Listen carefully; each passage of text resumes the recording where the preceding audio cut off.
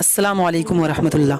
सामीन इकराम, इस वीडियो में हम आपको बताएंगे कसम खाने के हवाले से, तो वीडियो को आखिर तक देखें। साथ ही में चैनल को सब्सक्राइब कर लें और बेल आइकन भी दबा लें ताकि वीडियो की नोटिफिकेशन सबसे पहले आपको मिले, क्योंकि इस तरह की दीनी मालूमात से मुताल्लिक छोटी छोटी वीडियोस हम इस चैनल पर अपलोड करते रहते हैं।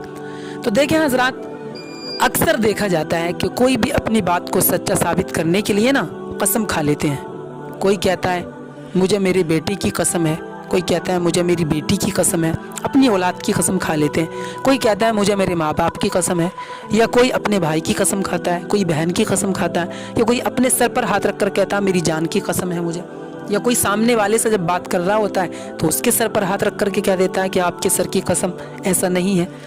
तो इस तरह की कोई भी कसम खाना, किसी के भी सर पर हाथ रखकर कसम खाना, या किसी की भी कसम खाना, किसी भी मर्द की या औरत की कसम खाना शरीयत में जायज़ ही नहीं है और इसको कसम माना ही नहीं जाता है। तो ज़रूर भी ज़रूर ऐसी कसम खाने से बचना चाहिए, क्योंकि शरीयत बिल्कुल भी इजाज़त नहीं देती है किसी की भी कसम खाने की और किसी के सर पर हाथ रख कर के कसम खाने की। अगर कोई ऐसा कर ले तो वो कसम ही नहीं मानी जाएगी, शरीयत में इसको कसम नहीं माना जाता है। तो इसलिए इससे बचना चाहिए, ये जायज़ नहीं है। और हमारे यहाँ पर अल्लाह का खौफ ना होने की वजह से वक्ती तौर पर दुनिया की मुसीबत दूर करने के लिए झूठी कसम खा लेते हैं और दुनिया की मुसीबत को बड़ा समझते हैं और आखिरत की मुसीबत को छोटा समझ लेते हैं।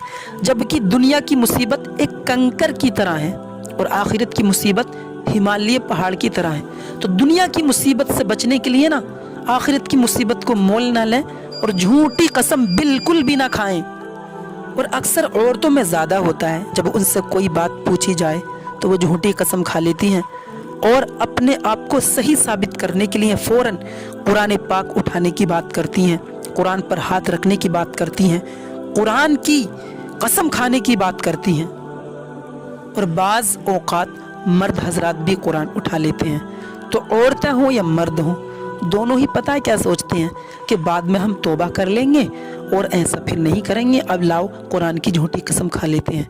तो देखिए हजरात, ये कुरान की कसम खाना, उस पर हाथ रखना बहुत ही बड़ा गुनाह है और इसकी आखिरत में तो सज़ा बहुत ज़्यादा मिलेगी ही और दुनिया में भी इसके बहुत ज़्यादा वबाल देखे जाते हैं। देखा गया है जो कुरान की झूठी कसम खाते हैं या कुरान पर हाथ रखकर अपनी बात सच साबित करते हैं वो झूठ होती है। तो ऐसे लोग ऐसी बीमारियों में मुब्तला हो जाते हैं जिनका इलाज पूरी दुनिया में कहीं होता ही नहीं है। किसी को बड़ी ही ख़तरनाक बीमारी लग जाती है या किसी का कारोबार ठप हो जाता है। जो बड़ी बड़ी बिल्डिंगों में होते हैं, बड़े अमीर होते हैं, उनको कुरान की झूठी कसम खाने की वजह से, उस पर हाथ रखने की वजह से फुटपाथ पर भी आते हुए देखा है। किसी के ऊपर फालिज गिर जाता है, कोई चित कब्रे का मरीज़ बन जाता है, किसी को ऐसी बीमारी लग जाती है कि उसका जिस्म गलने लगता है। तो ये सब वबाल कुरान की झूठी कसम खाने से आते हैं। इसलिए झूठी कुरान की कसम खाने से बचना चाहिए, बल्कि सच्ची कसम भी कुरान की नहीं खानी चाहिए।